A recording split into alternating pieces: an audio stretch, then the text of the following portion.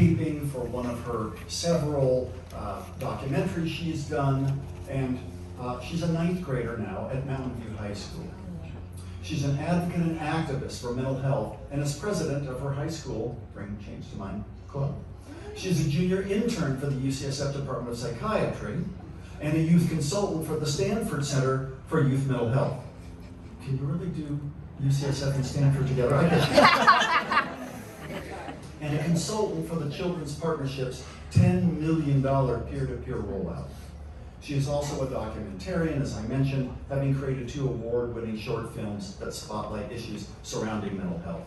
She also serves on the Youth Advisory Board of the California Coalition for Youth and the California Children's Trust. Ronnie, could you come up and share a few thoughts?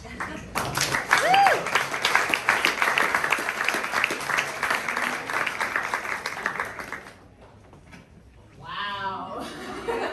I am 14 and I could have not imagined speaking here just 2 years ago when my advocacy started. Just to kind of start it off, I grew up in a family that talked about mental health challenges a lot because my mom, she grew up with OCD and anxiety, and she couldn't talk about it. And I don't want any youth to ever feel like that. But look at our youth now. Because of the pandemic, there have been so many isolated teens who can't talk about how they're feeling. They're going through depression, anxiety, self-harm, and suicidal thoughts. So in my 7th grade year, I decided to create a empathizers club, mental health anti-stigma club, and I realized how hard it was to create it because of all the red tape. But in the summer before my 8th grade year, I met Dr. Steve Hinshaw, and when I was making my 2nd documentary, and he introduced me eventually to Pamela. Oh, I had to see that. And that's really where my Bring Change to Mind journey started.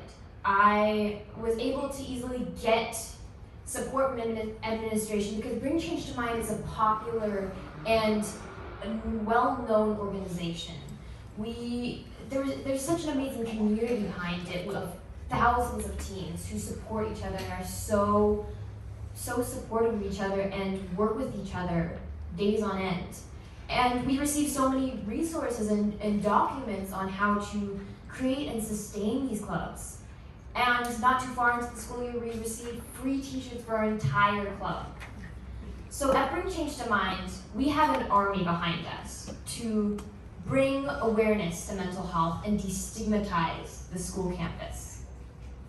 And currently in our club at MVHS, we have about 40 members. And because we have so many members, we created a committee system where all students have the ability to have leadership and ownership over different aspects of our club.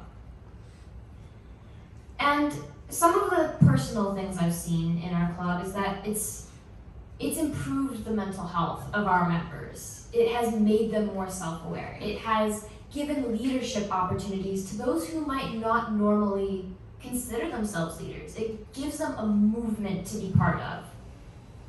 And it makes them leaders for their generation.